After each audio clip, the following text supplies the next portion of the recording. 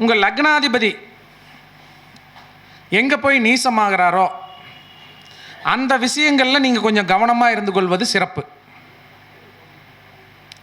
இப்போ ஒரு ஜாதகம் பார்த்தோம். மேச லக்னத்துக்கு 4ஆம் இடத்துல செவ்வாய் சொன்னார்.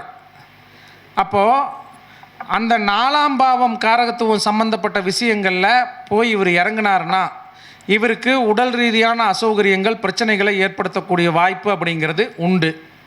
எக்ஸப்டு தத்து போனவர்களை தவிர.